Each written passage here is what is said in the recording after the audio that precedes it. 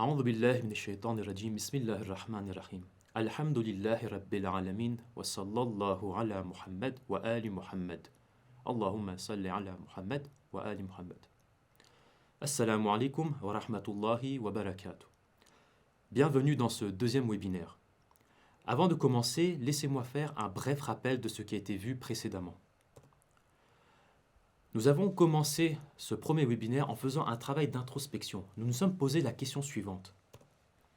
Quelle est ma relation actuelle, maintenant, avec le Saint-Coran? Ensuite, nous nous sommes demandé, est-ce que cette relation est suffisante ou non? Ou en d'autres termes, est-ce que cette relation reflète le caractère miraculeux du Saint-Coran? Et pour répondre à ces questions, nous nous sommes basés sur 4 hadiths. Et lors de cette analyse, nous avons ressorti 2 points principaux. Le premier enseignement est que les Ahl al-Bayt nous demandent de voir, de considérer le Saint-Coran comme une source réelle de guidance dans notre vie, de comprendre la parole divine, d'accepter la vérité et de l'appliquer dans notre vie. Le deuxième enseignement que nous avons compris est que les Ma'soumine nous invitent à créer un lien spécial avec le Saint-Coran, un lien de proximité, de voir le Saint-Coran comme une source de tranquillité, une source de paix. Et nous qui sommes à la recherche de la paix, à la recherche de la tranquillité, nous le recherchons à tort dans le matérialisme. Mais les Ahl al-Bayt nous disent que non, la vraie paix, la vraie sérénité se trouve dans les paroles de Dieu, dans la proximité même avec Dieu. Et cela nous mène à notre question. Comment créer cette relation? Comment faire en sorte que le Saint-Coran devienne une source de guidance dans notre vie? Comment faire en sorte que le Saint-Coran devienne pour nous une source de paix et de sérénité? C'est l'objet de notre discussion durant ce deuxième webinaire. La réponse se trouve dans le Saint-Coran, dans la sourate Sad, au verset 29. Bismillahirrahmanirrahim. À travers ce verset, Dieu veut nous révéler la finalité, les causes, le but même de la révélation du Saint-Coran. Bismillahirrahmanirrahim. Kitabun anzalnahu ilayka mubarakun. Voici un livre que nous avons fait descendre vers toi le prophète. Mubarak, plein de bénédictions. Dans quel but nous avons révélé ce Saint-Coran? Liyadabbaru ayati, dans le but qu'il médite ces versets. Le deuxième but, waliyatadakkara ulul albab, et que les doués d'intelligence en tirent rappel. Donc laissez-moi analyser ce verset étape par étape. Donc le Saint-Coran commence, le verset commence ici par dire Kitabun anzalnahu ilayka mubarak. Voici un livre que nous avons fait descendre vers toi, plein de bénédictions. Donc ici, Dieu s'adresse directement au prophète. Et c'est intéressant, lorsqu'on voit ce verset, Dieu utilise un adjectif précis, mubarak. Il qualifie Kitab, qui est le Coran, de mubarak, de béni. C'est-à-dire que le Saint-Coran est rempli de bienfaits immenses. Le Saint-Coran est une source de bienfaits. Et bien sûr, lorsqu'on dit que c'est une source de bienfaits, c'est une source de bienfaits dans ce monde et dans l'au-delà. Question. Comment accéder à ces bienfaits immenses? Comment accéder à ces bénédictions qui sont renfermées dans ce Coran? La réponse se trouve dans la suite du verset. Liyadabbaru ayati, afin qu'il médite ces versets. En arabe, la particule li qui est juste avant yadabbaru indique la finalité, le but. Donc le Saint-Coran a été révélé dans le but d'être médité, d'être réfléchi. Et ce que le verset nous révèle également, c'est que c'est une invitation universelle. Liyadabbaru, afin qu'il médite. Donc Dieu s'adresse au prophète pour transférer un message, afin que les gens, que l'humanité entière médite sur les versets. Donc le Saint-Coran n'a pas été révélé pour être lu tout simplement, sans compréhension. Bien sûr, la lecture est importante. La lecture permet d'arriver à la réflexion, mais s'arrêter juste à la lecture sans comprendre n'est pas le but de la révélation. Question. Est-ce que la compréhension seule suffit pour pouvoir bénéficier des innombrables bienfaits dans le Coran? Parce qu'il se peut qu'une personne soit incroyante et maîtrise la langue arabe et ouvre ce livre et commence à méditer, à réfléchir sur le sens même des versets. Et parce qu'il comprend, parce qu'il il a la maîtrise de l'arabe, il est capable de comprendre ce que veut dire Dieu. Mais est-ce que ça veut dire que parce qu'il est capable de comprendre les versets, il est capable d'en bénéficier des bienfaits de ce livre? La réponse est dans la fin du verset, parce qu'il y a deux conditions. Liyadabbaru ayati, pourquoi le Saint-Coran a été révélé pour être médité, pour méditer sur les versets. Et la deuxième condition, wali, encore une fois, on a cette particule qui indique le but. Wali yatadhakkara ulul albab, et que les doués d'intelligence en tirent appel. Alors bien sûr, toute l'humanité, tout homme a et possède la raison, l'intellect. Mais là, Allah subhanahu wa ta'ala nous dit que les doués d'intelligence sont ceux qui utilisent correctement leur raison. C'est-à-dire, lorsque ils ouvrent le Coran et commencent à méditer, à réfléchir sur les versets, et lorsqu'ils sont confrontés à une vérité, ils acceptent la vérité. Et bien sûr, lorsqu'ils comprennent et acceptent cette vérité, ils l'appliquent dans leur vie. Donc pour pouvoir bénéficier des bienfaits immenses du Coran, il y a deux conditions. La première condition, c'est lire les versets et réfléchir sur les versets pour comprendre. Tadabour, en un mot, veut dire comprendre. Donc comprendre les versets, c'est la première étape. La deuxième étape, c'est une fois qu'on a compris et on est confronté à une vérité, à une réalité, c'est l'accepter, laisser le nafs de côté. Parce qu'il se peut, et vous le verrez d'ailleurs dans la sourate Al-Fajr, qu'il y a des vérités qui sont dures à accepter. Et parfois, ces vérités ne sont pas en adéquation, en conformité avec nos propres envies. Donc c'est là qu'il faudra mettre nos envies, notre nafs de côté, accepter cette vérité et l'appliquer dans notre vie. Et c'est à ce moment-là qu'on pourra, bien sûr, une fois qu'on ait accepté la vérité, de mettre en pratique, et c'est là qu'on pourra bénéficier des bienfaits du Saint-Coran. Donc si je résume en une phrase, on réfléchit, le Saint-Coran a été envoyé pour être réfléchi, pour être compris. Après la réflexion, on comprend. Ensuite, lorsqu'on est confronté à une réalité, on accepte la vérité, et bien sûr, mettre en pratique la vérité. Et c'est que de cette manière qu'on pourra bénéficier des bienfaits du Saint-Coran. Donc, à ce stade précis, on a compris que la première étape pour bénéficier des bienfaits du Saint-Coran, c'est faire le tadabbour, faire une réflexion. Qu'est-ce que le tadabbour exactement? Plutôt que vous donner une définition rapide en une seule ligne, je préfère vous amener, vous accompagner jusqu'à la définition. Donc pour comprendre le tadabbour, il faut comprendre ce que c'est que le tadbir. Laissez-moi vous expliquer.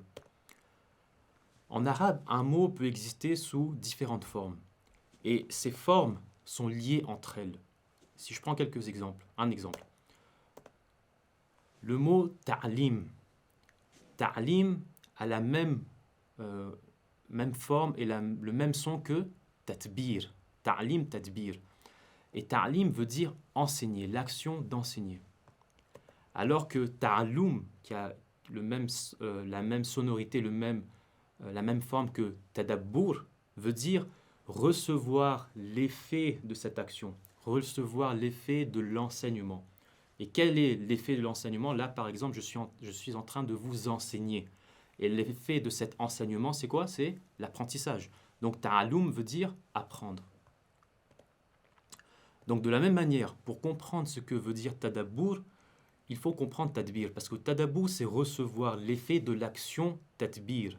Donc, si on comprend ce que veut dire tadbir, on comprendra ce que veut dire tadabbur.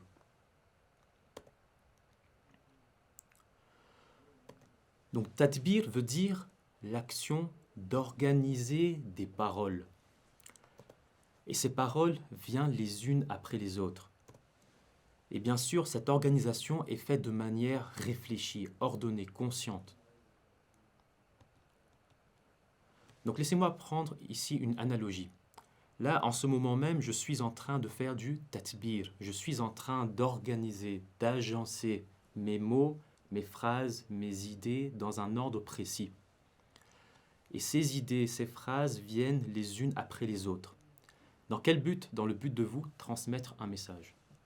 Et de la même manière, vous êtes en train de faire en ce moment même du tadabbur. Vous êtes en train de recevoir cette organisation, cet agencement de mots. Vous êtes en train d'assimiler, de comprendre. Et quand vous recevez cet ordre, vous êtes en train de prendre conscience de cet agencement. Ça veut dire ça, recevoir en toute conscience le défilement des mots, des phrases qui vient au fur et à mesure. Donc vous comprenez à ce moment même comment mes mots sont agencés. Dans quel but? De comprendre le message que je souhaite véhiculer. Donc sans le savoir, vous êtes en train de pratiquer le tadabbur depuis le premier webinaire. Donc si on doit résumer le tadabbur, il faudrait le résumer de telle manière. C'est recevoir l'ordre établi, recevoir l'agencement, comprendre cet agencement, assimiler cet agencement. Parce que tadbir, c'est l'action d'organiser des paroles. Donc le tadabbur, c'est recevoir l'effet de cette action, c'est-à-dire comprendre et prendre conscience de cet ordre. Donc prendre conscience de leur agencement. Donc pour ce qui est du Coran, c'est également le même principe. C'est-à-dire que Allah subhanahu wa ta'ala a fait un tatbir dans le Saint-Coran. Il a placé ces mots précisément, les uns après les autres, qui forment des versets. Et donc nous, qui faisons du tadabbur, au fur et à mesure que nous lisons ces mots et ce verset, donc on comprend, on reçoit, on assimile cet agencement, cet ordre. Donc on reçoit successivement les mots d'un verset dans le but de comprendre ce verset dans son intégralité. Et de la même manière, ça s'applique également à une sourate en entière. Donc là, on a parlé d'un verset et ça s'applique également à une sourate parce qu'une sourate est composée de plusieurs versets. Donc plus on lit, on avance au fur et à mesure de la sourate et qu'on lit verset après verset, on reçoit, on assimile, on prend conscience de l'ordre des versets les uns à la suite des autres pour comprendre la structure globale de la sourate. Donc le tadabbur, si je dois résumer, c'est prendre conscience de cet agencement, de cet ordre que Dieu a établi dans le Saint-Coran. Donc ça peut être un peu théorique à ce moment-là, mais on verra ça dans la pratique lorsqu'on abordera la réflexion de la sourate Al-Fajr. Vous verrez que nous allons lire depuis le verset 1 jusqu'au verset 30. Et nous allons voir ensemble, comprendre ensemble comment tous ces versets sont ordonnés, comment ces versets sont liés ensemble. Donc c'est ça le tadabbur, prendre conscience de l'ordre qui a été établi dans la sourate. Dans quel but? De faire ressortir le message central de la sourate.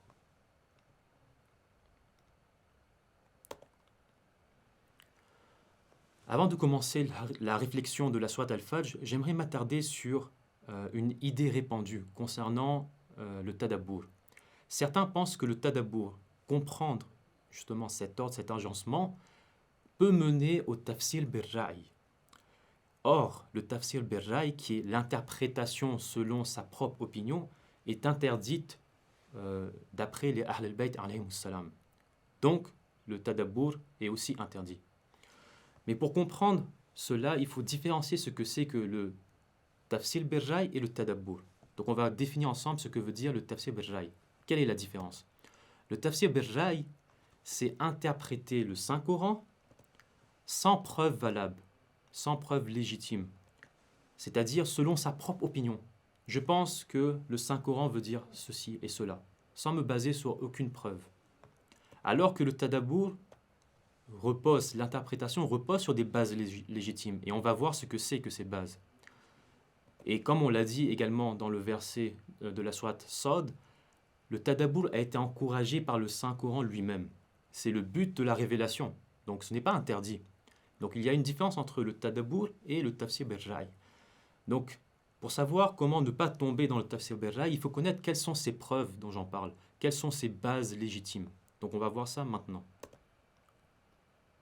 La première base, la première preuve légitime, c'est lorsqu'on lit un verset clair, lorsqu'on se base sur le sens apparent même du verset. Par exemple, le verset Qul, bismillahir-rahmanir-rahim, Qul huwallahu ahad. Dit Dieu est un. Donc qu'est-ce que vous comprenez par là? Est-ce que vous comprenez que Dieu est deux, trois? Non. On comprend que Dieu est un et une seule entité. Donc le verset, il est clair, il est accessible à tous. Donc on base notre interprétation sur l'apparence même du verset. Donc cela n'est pas du tafsir bil-ra'i.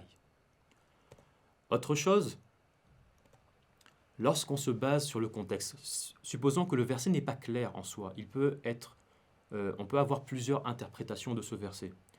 Mais si on se base sur le contexte même du verset, c'est-à-dire se baser sur les versets précédents, les versets suivants, quand on prend le contexte général, on peut avoir une meilleure compréhension du verset lui-même. Et c'est ça, justement, la puissance même du tadabbur. Parce que rappelez-vous, le tadabbur, c'est prendre conscience de l'agencement des versets. Pourquoi le verset 1 est lié au deuxième, le 2 au 3 et ainsi de suite. Pourquoi Dieu a mis les versets dans tel ordre? C'est ça le tadabbur. Donc si on comprend le verset dans son contexte, on a la bonne compréhension du verset. Autre chose à faire attention, c'est de ne pas projeter ses idées sur le Coran, de ne pas venir avec des idées préconçues. Ça veut dire quoi? Ça veut dire que lorsqu'on voit un verset, il ne faut pas venir et se dire que ce verset veut dire ça parce que j'ai ça comme connaissance. Non. Le Saint-Coran est le livre qui nous guide. C'est lui qui doit nous guider vers la vérité et non le contraire. Ce n'est pas à nous de projeter nos idées. C'est le Coran, le Saint-Coran qui doit nous guider.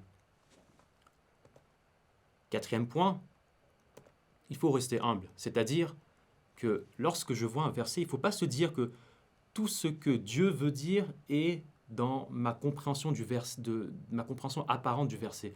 Tout ce que Dieu veut dire se limite à cela. Or, nous savons que le Saint-Coran comporte plusieurs niveaux de sens. Et donc, le sens apparent n'est pas le sens ultime, parce que nous avons aussi des paroles des infaillibles qui nous expliquent un peu plus en profondeur le verset en question. Donc, comprendre l'apparence même du verset n'est pas le sens total du verset. Nous avons d'autres interprétations plus profondes venant des Ahl al-Bayt alayhimus salam. Et enfin, bien sûr, il faut faire preuve de prudence, c'est-à-dire, parce qu'il se peut, vous allez être confronté à une compréhension, à une vérité que vous n'avez jamais entendue auparavant. Donc, dans ce genre de situation, il faut faire preuve de prudence, c'est-à-dire se demander, ok, j'ai compris telle vérité. Et dans ce genre de situation, se référer à un savant, lui demander que voilà, j'ai compris ça du verset. Est-ce que c'est correct ou pas? Ou bien si nous avons à disposition des ouvrages de tafsir, nous devrons également consulter ces ouvrages afin de savoir si ma compréhension est correcte ou pas. Dans le cas d'une nouvelle idée qui en ressort que nous n'avons jamais entendu parler auparavant. Donc, encore une fois, là, ça reste assez théorique, mais tout deviendra beaucoup plus clair lorsqu'on mettra tout ça en pratique sur la sourate Al-Fajr, Inch'Allah. Avant de clôturer cette session, j'aimerais aborder un dernier point. Pourquoi réfléchir sur une sourate entière? Pourquoi ne pas se contenter d'un verset ici et là, des versets isolés? Pourquoi ne pas faire un travail de réflexion sur un verset? Parce que c'est tout à fait possible de le faire.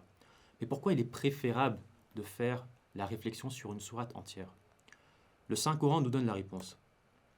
Il nous dit Bismillahir-Rahmanir-Rahim. Fa'tu bi suratin min mithlih. Apportez donc une sourate semblable à celle-ci. Ce verset est un défi lancé à toute l'humanité. Dans quel but? Dans le but de mettre en évidence le miracle divin. Donc pourquoi méditer sur une sourate et pas sur un ou deux versets?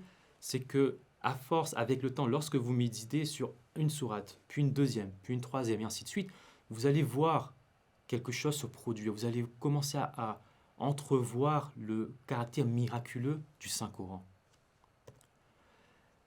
Et ici également, Dieu nous donne le défi sur une sourate. Il ne dit pas apportez donc un verset semblable à ce verset.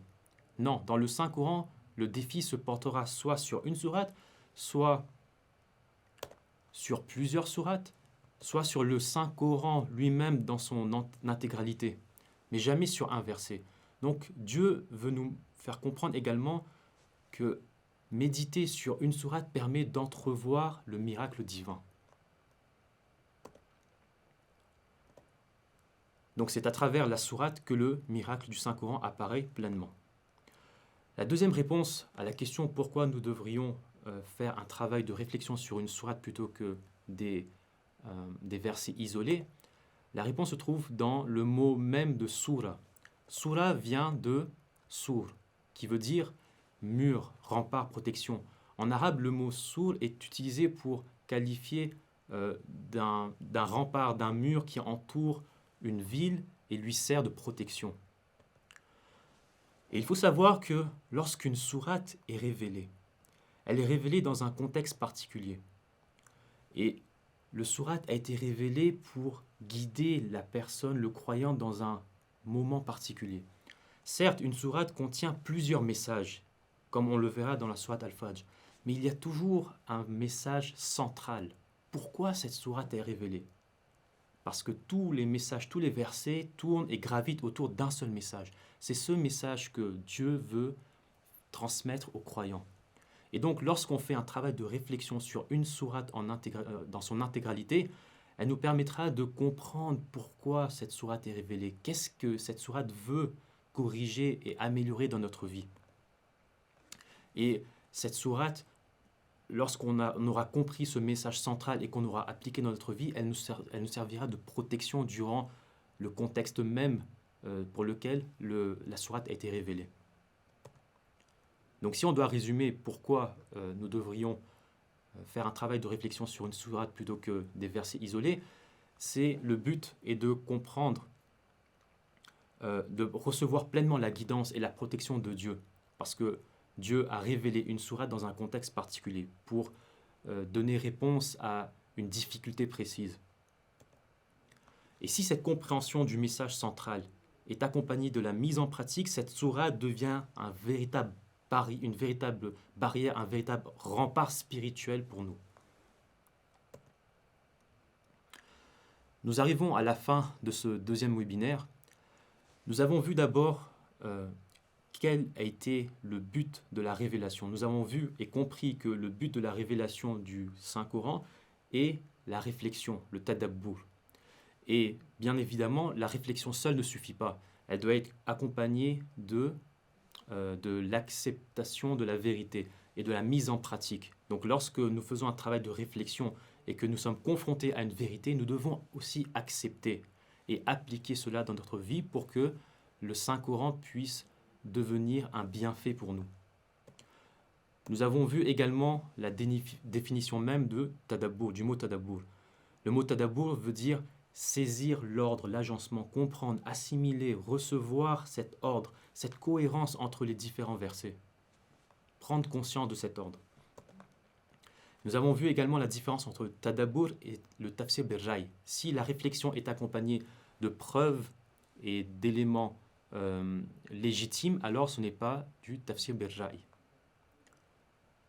Nous avons également répondu à cette question pourquoi faire une réflexion sur une sourate tout entière, c'est pour pouvoir percevoir le miracle divin. Et également, cela nous permettra de recevoir une guidance complète concernant la sourate et faire de cette sourate une protection spirituelle pour nous.